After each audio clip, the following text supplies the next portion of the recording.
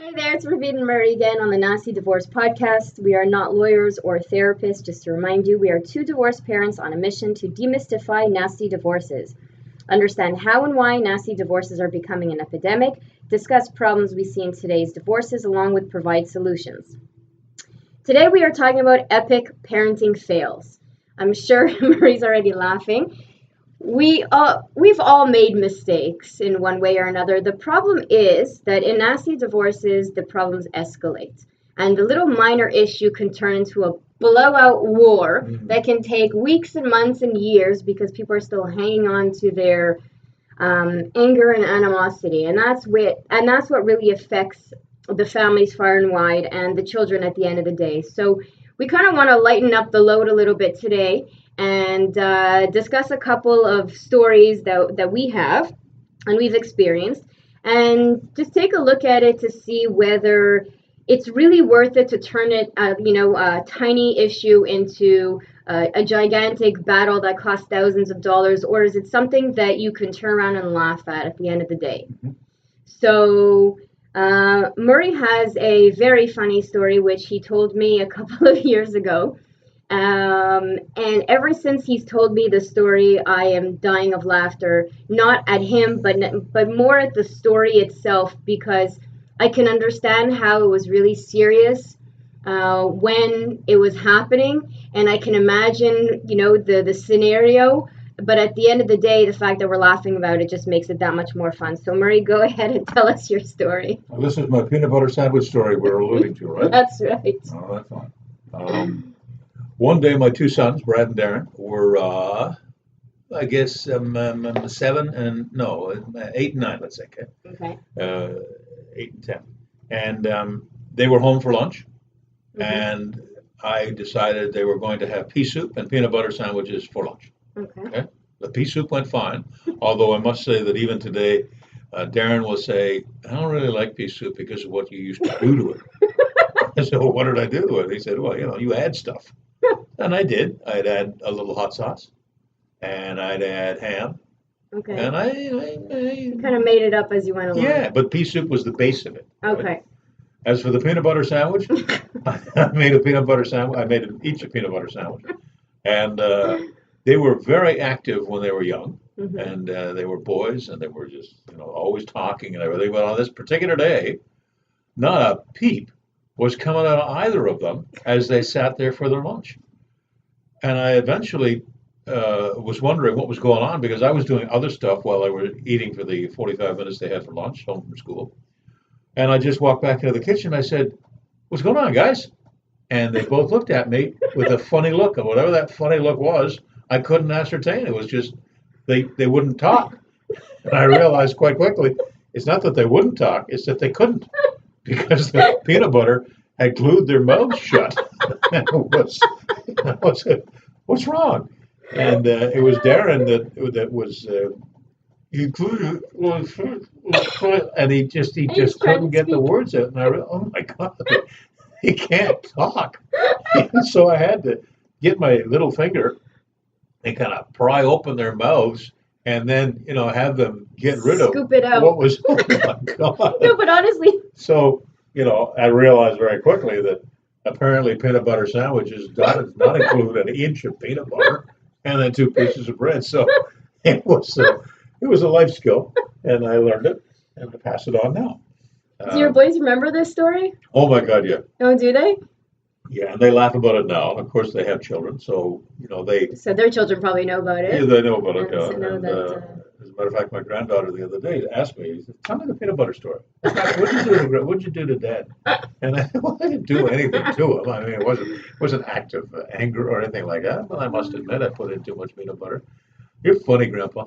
Well, thank you. So anyway, we do make mistakes. We make mistakes as we go through our parenting life. The first one pays the biggest price because we're all rookies, aren't we, in the beginning? We are. And then number 2 comes along and you go, I don't have to be such a hard ass about whatever the issue may be. I can kind of relax a little bit. And then you have to balance that off against number 1, looking at how you're treating number 2, saying, you were a little tougher on me. I don't think they would verbalize it, but they notice, they are very wise. They see stuff, right? Absolutely. When number 3 and 4 come along, number 4 is really, oh man, this is just all hat. When I drop his sus on the floor, I could just wipe it on my shirt and give it back to them. Yeah, exactly. Before it was boil the water and make Yeah. sure you take every germ out of there. You know, you learn as you go. And I wish we could practice on, I mean, you can't practice in a perfect world. You could practice being a parent before you could actually have an influence on young people. You can't, obviously, so they have to pay the price for your ignorance. But enough about my fails. No, we're going to dig a little deeper into them because I'm curious to know about a couple of things. So what was your initial reaction is that you were in shock. What was their mother shock that I can't believe I just did this? This is crazy. How did I not know not to put an inch of peanut butter? No, interesting you say shock. No, I was laughing. Oh, okay. Oh yeah, this is a sense of humor is going to get through an awful lot. Absolutely. And I was like, as Homer Simpson would go, "Don't." Yeah. You know, and it's true. You know, you sit there and you go, well, you know, I could have done that better, but I didn't know. But then again, you should have known because would you have done that to yourself? Would you put so much peanut butter in a sandwich? So, what do you mean exactly? You're being judgmental right there, aren't you? No. This was my next point. This is what I wanted to say. Is that maybe I'm a little sensitive? No, you are. But your story is hilarious, though. What I wanted to say is that as single parents, you know, your whole life is turned upside down in a moment's notice. You don't have time to prepare yourself mentally. You know, many people make the decision to separate and everybody goes into their own homes or apartments or whatever it is, the new living arrangements. And they're not really thinking about the day-to-day that is involved in raising the children. So often enough, I'm hearing a lot of stories from the mothers who are complaining that the fathers are not raising their children the way they would like them to. And I always say to them, he's an independent, different human being. So exactly. Mom, back off. Let him have his way. He's not going to be you. And by the way, when you did love him and marry him, you didn't marry you married him. Exactly. And he comes with all of the stuff that he brings to it. Right. And there's an expression, and I know I've taken you off your train. I hope you recall it down the road. I do. Eventually, what attracted us repels us. Oh. And it's amazing how when you meet someone in the beginning, oh, that's so cute the way he or she does that. And eventually that becomes really annoying, whatever that may be. The way he drives, the way she... And you know why? Because you hate each other at that point. Because you're angry at each other. You're not in love and bliss and thinking you have to go to sleep with the same person next to you and wake up in the morning with the same person next to you. And willing to allow things to pass.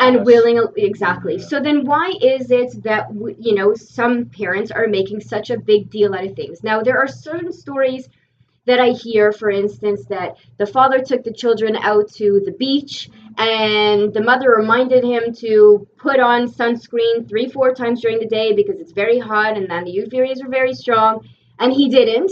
And the kids came home with second-degree burns all over their body. So that I understand is crazy. What I'm trying to figure out from when I hear these stories is whether or not he did that deliberately, just to piss her off, or how does he not realize that he needs to put on sunscreen on a kid? How does he not realize? And by the way, he was at the beach that day with his parents. So you're talking grandparents, dad, and 2 kids. How is it possible that none of them thought to put on sunscreen? Is it possible that, you know, she thinks that he did on purpose? I said, I don't think, unless he's a total whack job and he's got psychotic issues, that he did it on purpose. I said to her, I know that many do things on purpose deliberately to provoke you, to try to get a reaction out of you, to stimulate, you know, an argument. But just to piss you off. But this, I said, I can't imagine he did this on purpose. He didn't do it on purpose. He just forgot.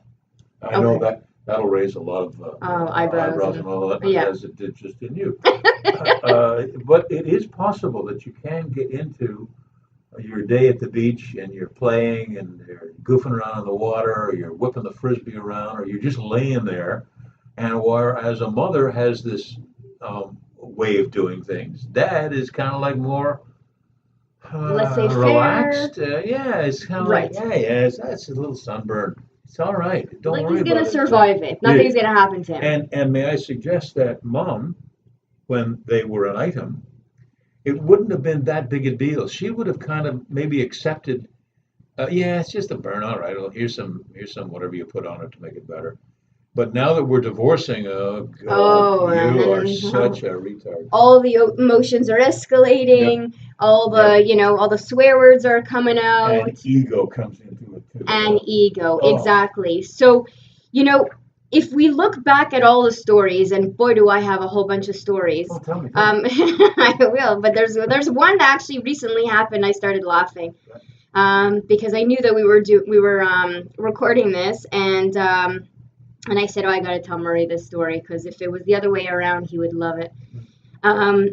But what I wanted to say was that can we take some of these stories and learn from them?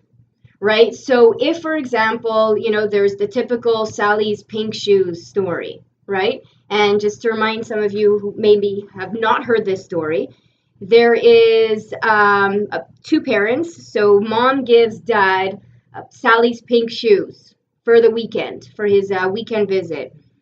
Problem is, dad doesn't bring back the pink shoes. And so mom and dad are fighting over a pair of $20 pink shoes. And there is a whole load of fighting going on. Lawyers are getting involved, which is absolutely insane. This is an actual item of confrontation? This is an actual item. Absolutely. And it might not be a pink shoe. It might be the blue hat. It might be the white dress. It could be all sorts of things. And so the little issue of pink shoes turns into a whole battle. And the battle turns out to be, no, the $20 shoes are actually mine, says dad. Then mom says, no, I bought them with my money. And then dad says, no, well, I paid you in my child support for shoes, so technically they're mine, go buy your own. So you see how borrowing a pair of shoes turns into this constant fighting, and it keeps them together. No, I don't see it. I must say, pink shoes, oh, here, take the stupid shoes. Exactly. To my mind, anyway, I mean, that's my personality. Pink shoes would not be an item in any divorce proceeding like that. But then again, I never went to court. I never had a battle like that. I don't have that experience. But it's like the toilet seat. Oh. I remember this. This is so good. I hope you'll like it as much as I did. And we were, when I was in radio with Aaron and Tasso, we were at a weekend women's away. And at one point we had question period. And one of the women from the way in the back, I'm glad I never saw her face because I was just shaking my head. She said, how do I get to make my husband put the toilet seat down when it's finished, And Tasso says, hey, lady, if the toilet seat is an issue in your relationship, there's a whole lot more going on than the stupid toilet seat. Oh. And I thought, what a brilliant answer. And it's true. It is. If a toilet seat really, okay. Oh, now, if we're going to do that, let's pursue the toilet seat issue. What is I've it? got a story for that. Now, the woman wants it down. Down. Okay. And you guys leave it up. Because you guys don't want to, in the middle of the night, fall into the toilet when you're having a leak. Yep. Is that fair? Okay. Well, there's other things. Well, how about this one? From now on, you, woman, you put the toilet seat up. Because you know what I don't want to do? I don't want to piss all Oh, now you're turning it around on us. If it's legitimate for you, the silliness can be legitimate for me or us. Okay. So you put it up, because you know what I don't want to do? I don't want to piss all over the seat in the middle of the night. And by the way, the majority of the guys, they sit down anyway in the middle of the night. Who wants to friggin' aim? Well. So there you go. Oh, my God. I live in a home with, I'm the only female, put it this way. Lots of males in my house.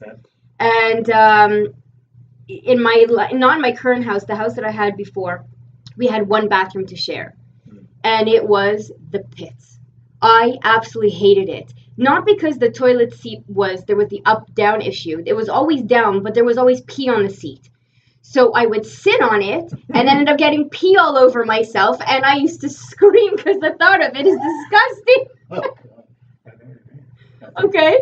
You think, wait, maybe we should do it to you guys so you know what it feels like to sit with her, It's easy to wind you up. Exactly. Especially this issue, wait. Anyway. So this house, I decided there is a female-only bathroom and a male-only bathroom. And even the guests that come over to my house, I go, you're a boy, you go in the boys' bathroom. You're a girl, you go in the girls' bathroom. People laugh at me. I said, nah, there are no exceptions, because the day you give the right for an exception and you have a boy ending up in the girls' bathroom, some girl is sitting on pee. And more often than not, it's going to be me. And quite frankly, I don't want it. Wow. So one day, Remind me not to have a leak in your house. no, you can go in the boys' bathroom. And I don't go in there. That's how I realized that I'm not going to make a big issue out of it. I said, I'm going into their bathroom once a week to clean it. And I'm not going back any other day. Because every time I'm going to see, the walls have been sprayed, the floors are filled. I mean, I don't know what they're doing. Well, listen, I'm talking about little boys. I'm not talking about adults, right? And so there's all kinds of craziness. They get very creative in the bathroom. And I just... Oh, that's just too funny. That's just I'm not the only one to say that. Okay. So basically... I got nothing. So what did I do? I took a Sharpie. I saw this on Facebook and I said, this is brilliant. I can't believe this mother thought about this. I can't wait for this one.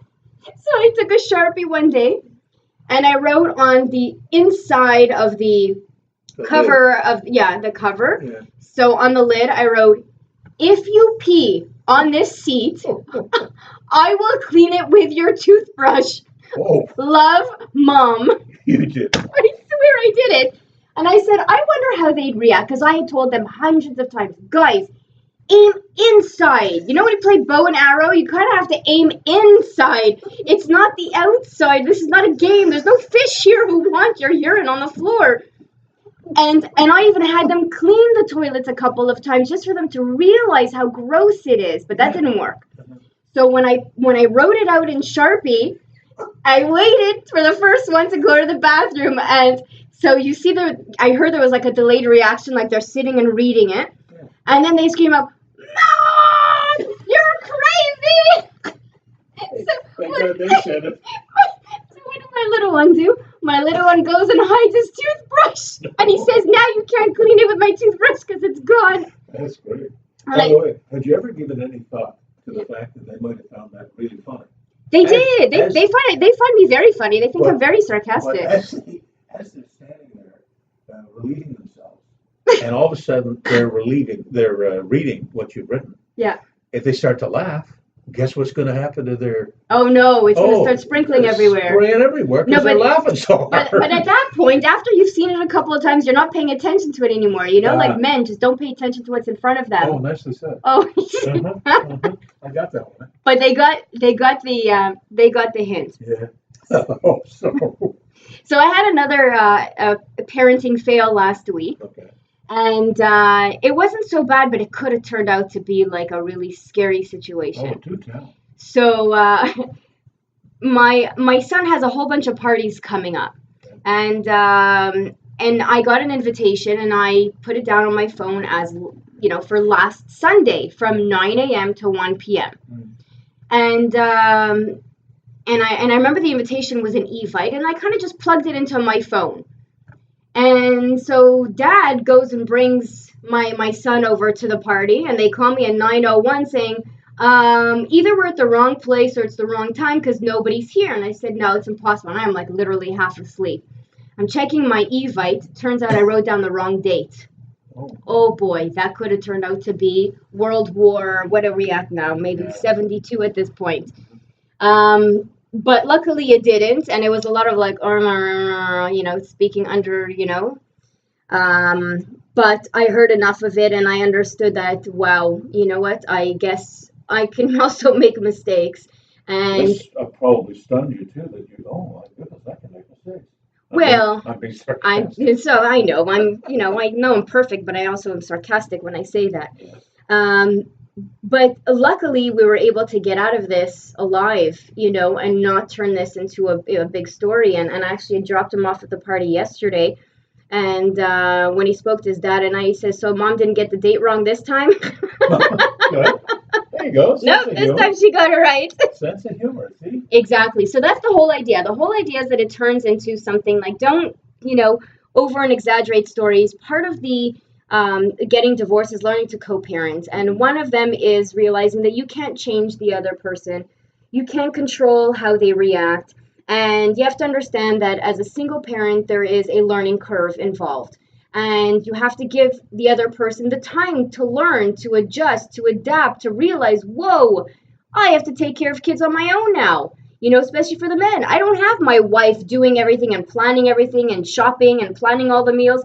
I don't know what I'm going to make them for lunch tomorrow. I don't know what I'm going to put in their lunchbox. I never had to do it before. Mm-hmm. So if you really want to co-parent properly, sometimes it's about, sharing that kind of information and giving some tips. And also remember, girls, that if the guy doesn't do, your ex doesn't do it the way you did it, it's not the end of the world. That's you don't right. have to hammer him, and you don't have to, please don't badmouth him in front of the girls or the boys Oh boy. when they've come home. It's just, like, hey, that's him. Or you guys, if she doesn't do it the way you would have done it, although I think women are a little more occupied with how things are done. Yeah. No, Well, maybe not. Maybe because we have a certain way of doing things that works and works on time Well, and prevents possible future issues. there are many ways of doing many things. Yes. And just because you've decided that this is the way it's done, doesn't mean to say that it's the best way. And the only way. Exactly. So, I guess we can all lighten up, huh? I guess so. Especially the women. And on that note, please join us on a conversation on Facebook or LinkedIn at Ravit Rose, RAVITROSE. Feel free to suggest any topics you'd like us to discuss. And tomorrow's show, we're going to be talking about ego, power, and money. Oh, wow. Stay tuned and have a day that matters.